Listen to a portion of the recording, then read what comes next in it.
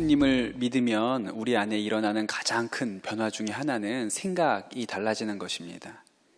전에는 나 정도면 괜찮은 사람인데 이렇게 생각을 했는데 예수님을 믿고 나면 내가 하나님 앞에 큰 죄인이구나 라고 깨닫는 것이 사실은 영적인 생명의 출발이죠. 그런데 세상 사람들은 자신이 죄인이라는 사실을 잘 받아들이지 않습니다.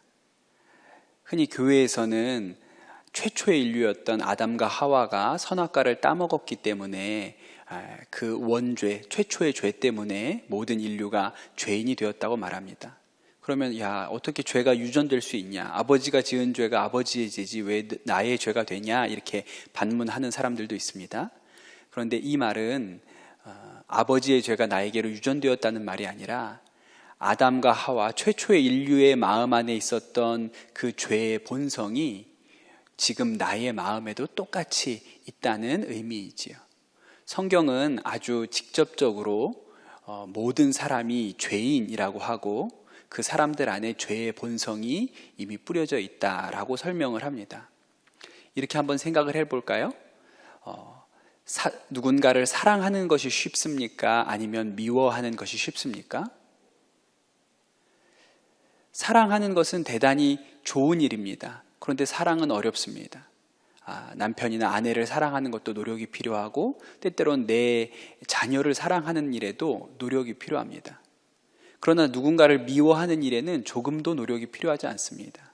누군가를 미워하려고 노력하는 사람은 없어요. 저절로 미워지게 되지요.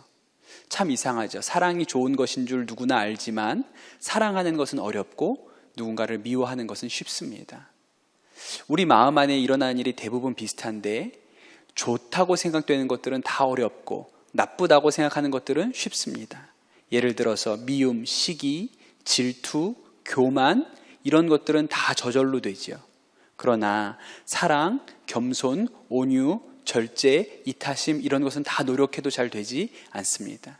그것은 처음부터 우리의 마음이 무언가 왜곡되어 있었다.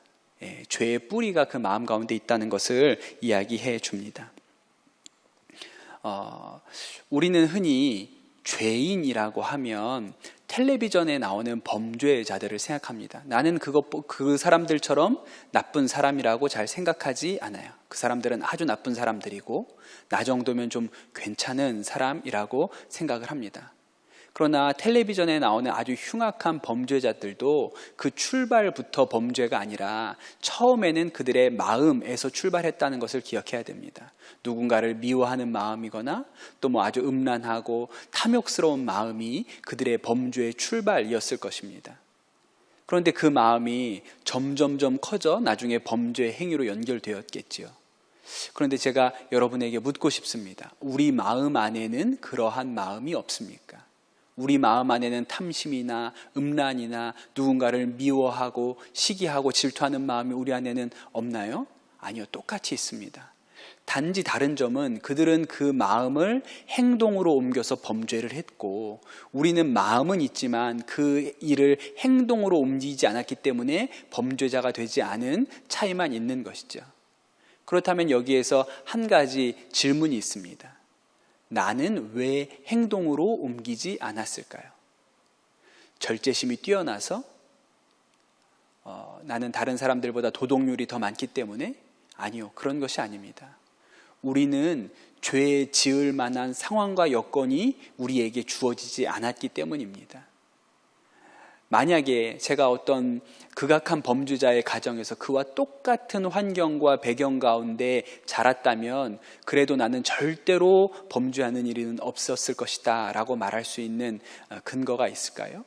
만약에 반대로 그 범죄자가 저의 가정에서 태어나서 저와 같은 환경 가운데 자랐다면 그 사람이 지금도 여전히 범죄자였을까요? 누구도 이 질문에 대해서 정확하게 답하기 어려울 것입니다. 그러니 우리는 우리의 도덕률이나 우리의 양심을 따라 죄를 안 지었다기보다는 상황과 여건이 죄를 짓지 않도록 잡아준 것이죠. 2차 세계대전 때 히틀러는 600만 명이나 되는 유대인들을 학살했다고 알려져 있습니다. 그리고 수많은 독일인들이 그 유태인 수용소에서 그들을 죽이는 일에 동참했습니다. 그 사람들은 아주 악한, 냉혈한, 인간성이 파괴된 사람들이었을까요?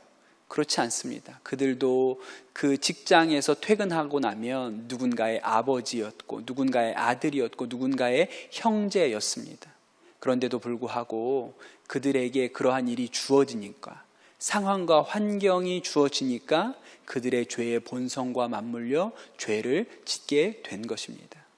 성경은 우리가 했던 어떤 행위, 어렸을 때 집 근처에 있었던 슈퍼에서 훔쳤던 물건 하나 때문에 우리를 범죄자라고 말하는 것이 아니고, 우리의 마음의 본성이 처음부터 왜곡되었고 비뚤어져 있기 때문에 우리를 죄인이라고 하는 것입니다.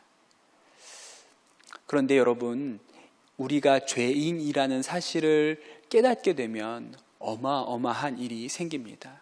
왜냐하면 그때부터 이 죄로부터 우리를 구원해 줄 구원자가 필요해지기 때문이죠. 바로 그분이 예수님이십니다.